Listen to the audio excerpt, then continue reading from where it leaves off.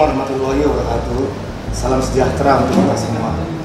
Sebagaimana kita ketahui, belakangan ini sangat marak di media sosial, terutama di YouTube, konten-konten yang bernuansa mistis. Sebagian konten itu ada yang memberikan pencerahan, edukasi kepada masyarakat. Namun banyak juga konten-konten yang hanya untuk hiburan, lucu-lucuan, dan mirisnya ada konten yang direkayasa sehingga menimbulkan keresahan, bahkan ada yang berindikasi menyampaikan kebohongan publik. Fenomena tersebut saat ini akan kita bahas tuntas bersama seorang praktisi hukum, Bang Wemi Amanupunyo SH, dan seorang spiritual, Nyai Dewi Kantian Intan. Oke, Bang Wemi, sebagai seorang praktisi hukum, bagaimana Anda melihat fenomena yang terjadi di medsos, terutama di YouTube saat ini? Pada dasarnya setiap orang itu berhak ya untuk memberitakan satu berita, informasi, selama memang berita itu bisa dipertanggungjawabkan. Artinya ketika konten atau isi berita itu memang bisa bisa dia yakinkan kepada masyarakat bahwa berita itu benar, ya saya pikir tidak ada masalah. Yang menjadi masalah sekarang adalah ketika berita tadi yang sudah disebutkan di awal bahwa kalau sekedar menghibur, ya itu juga dengan kondisi seperti sekarang kan banyak bisa membantu. Tapi ketika berita tersebut sudah berbohong dan menyesatkan, ini akan ada berdampak hukum bagi yang memberikan atau menyebarkan berita tersebut. Itu pendapat saya. Oke, tentunya dari pandangan dunia spiritual atau supranatural beda ya. Bagaimana yang menyikapi ini? Ya sebenarnya sih kalau saya melihat ya, ada juga konten yang betul-betul untuk memberitahu kepada masyarakat bahwa begini loh makhluk astral sebenarnya gitu. Tapi yang membuat yang kita agak kurang nyaman itu banyak konten yang membuat kebohongan. Karena yang saya lihat kayak di daerah-daerah gitu ya, banyak mereka yang membuat konten yang membohongi publik. Kenapa saya bilang seperti itu? Seperti ada di suatu daerah mereka bikin ada setan. Jadi masyarakat di daerah itu jadi ketakutan dengan sosok setan itu benar apa enggak. Tapi yang saya lihat, yang mereka buat itu benar, yang pernah terjadi di masa lalu. Tapi tidak terjadi di zaman sekarang. Dan juga ada juga yang beberapa orang yang memakai konten itu dengan barang-barang pusaka dari suku, dari adat, dari siapapun daerah mana gitu. Nah itu yang membuat kita kurang begitu, saya kurang begitu nyaman gitu. Karena setahu saya barang pusaka yang dikeramatkan itu biasanya itu dipakai untuk ritual adat atau ada dipakai saat acara-acara adat atau secara spiritual, tapi bukan untuk bukan untuk dibikin mainan gitu loh. Kenapa saya selalu bilang bikin mainan? Karena itu pembohongan publik gitu. Yang nyatanya nggak seperti itu, tapi yang ada ini banyak pembohongan publik. Maunya saya sih, saya sebagai seorang spiritual, saya maunya begini, jangan dibuat-buat benda yang memang sangat keramat bagi kita.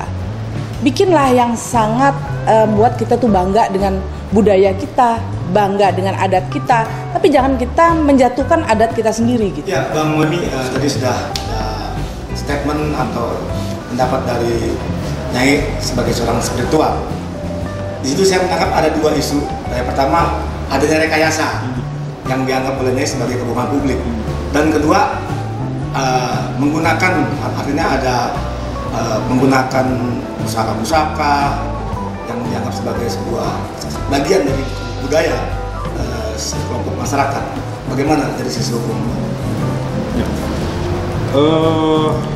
Tadi sudah saya jelaskan di awal bahwa selama konten itu memang punya tujuan untuk memberikan satu bentuk hiburan, ya kan?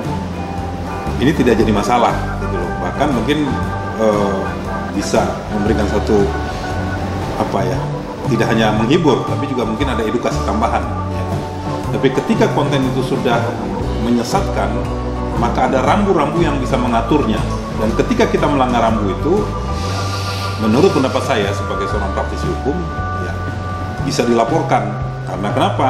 Karena berita yang coba dia sebarkan itu atau konten yang coba dia sebarkan itu adalah konten yang memang tidak benar, gitu loh.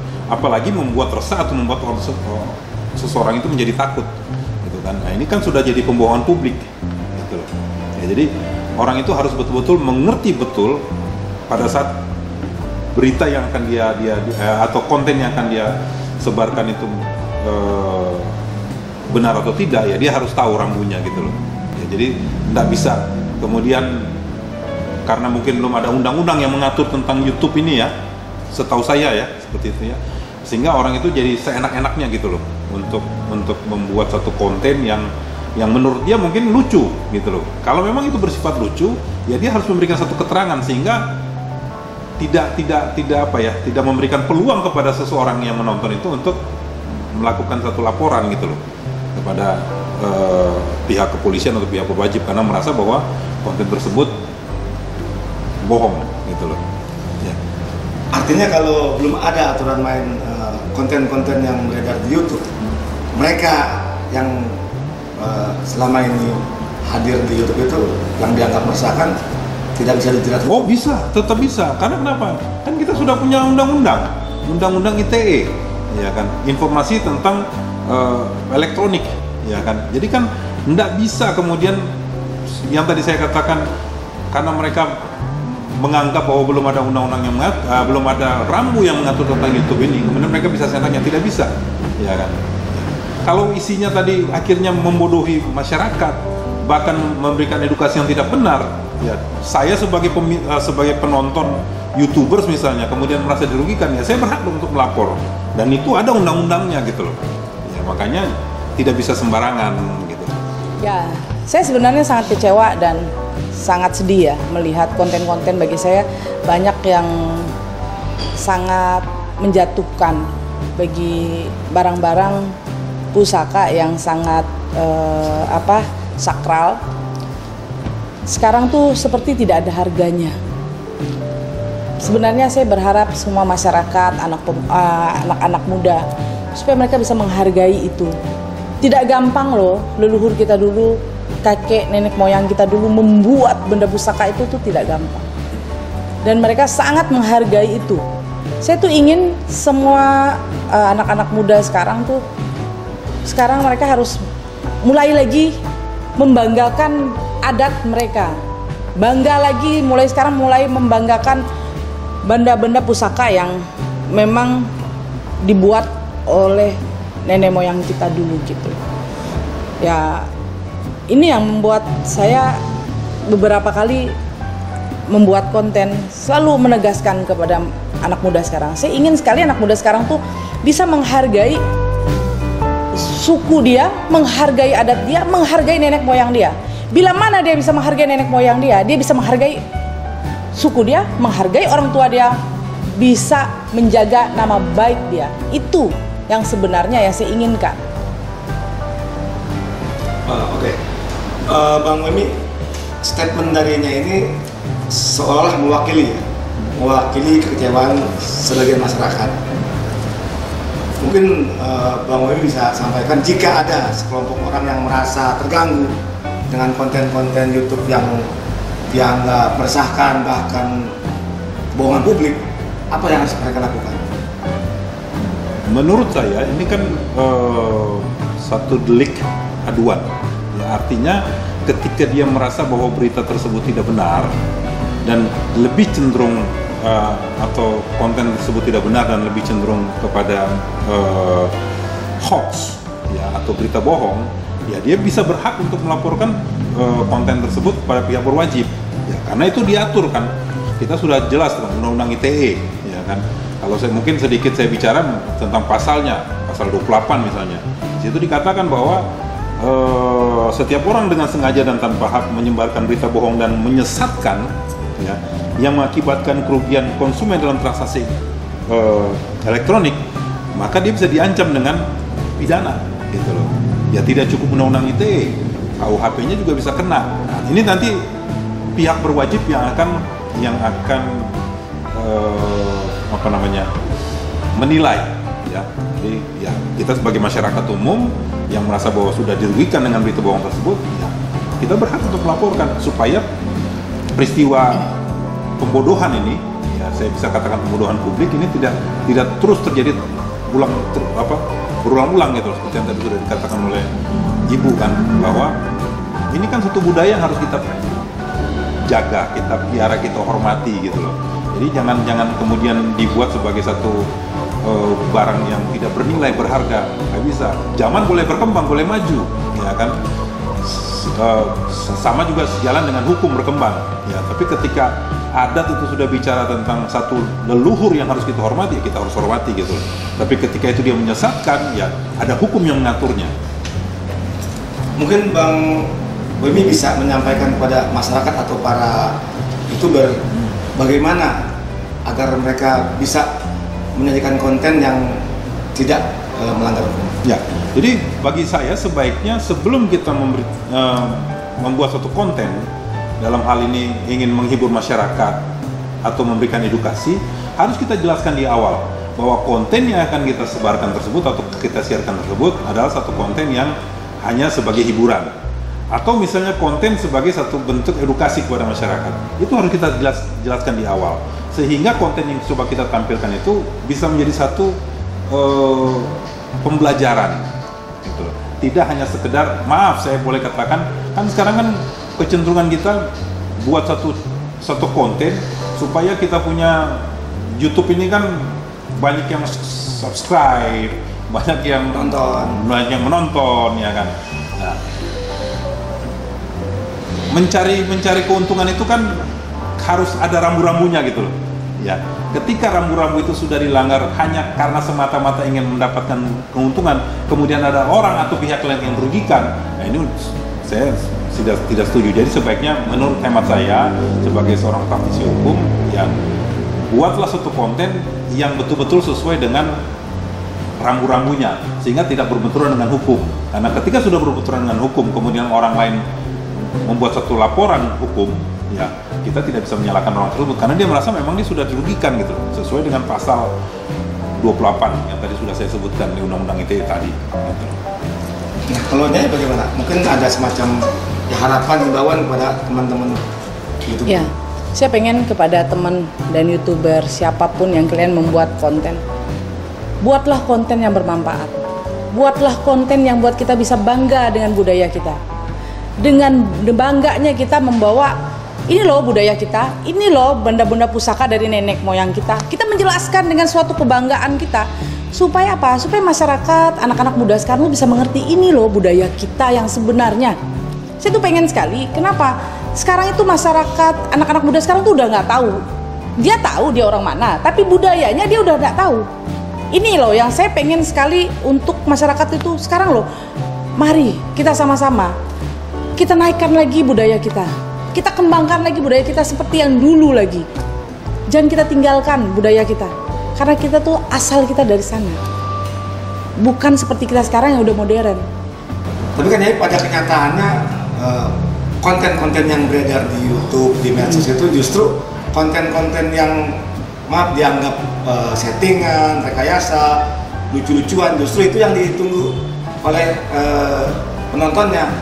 Dan kita tahu ya, semakin banyak nonton, semakin banyak menghasilkan uang. Bagaimana mensiasatinya? Gini loh, sebenarnya kita bisa bikin konten yang sebenarnya. Gak perlu lah kita bikin konten setan yang kita bikin-bikin. Bila mana kalian bikin konten yang setan yang cuman kelebat aja, yang nyata, yang real, juga bisa jadi duit kok.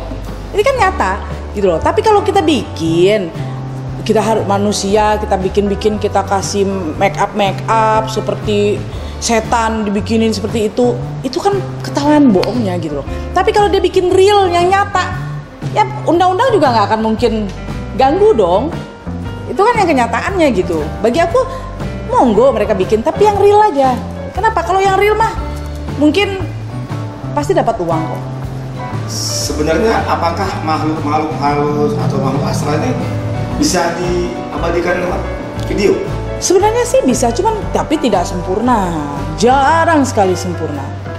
Biasanya cuman sekelebat atau mereka lagi bayangan. Seperti itu sih yang biasa. Kecuali kalau kita duduk bertapa, memang kita mau ketemu makhluk astral itu, ya pasti kita ketemu. tapi ya tidak mungkin dengan secara terang menerang, kan seperti itu. Nggak mungkin secara terang menerang, secara dibikin sampai berapa, hampir 10 menit, waduh hebat banget tuh, ya kan? Itu kan berarti tuh pembohongan gitu. Saya tuh maunya real gitu. Sebenarnya dari hati saya tuh maunya real. Kalau real lebih banyak kok yang nonton, lebih bangga lagi kan? Kenapa? Wah ini bener nih, nyata nih. Kenapa? Ini kenyataan. Kenapa, buat apa juga sih kita harus bohong-bohong? Kan kita dapat uangnya, bohongin orang juga nggak ada hasilnya juga. Seperti itulah. Oke penonton, sebagai penutup kita beri kesempatan kepada para narasumber untuk menyampaikan closing statement-nya. Ya saya boleh bertanya nggak ya? Oh, silakan. Gini Pak Wemi ya, saya tuh ada lihat beberapa konten yang membuat konten setan yang bohong gitu. Kira-kira nih kalau dilaporkan bisa nggak sih?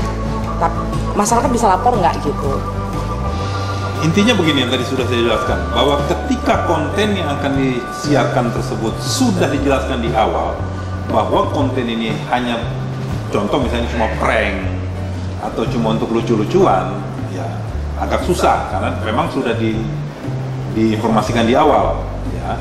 Tapi ketika tidak ada informasi pemberitahuan di awal, kemudian dia membuat satu, katakanlah tadi setan yang bohong-bohongan sehingga membuat seseorang itu takut.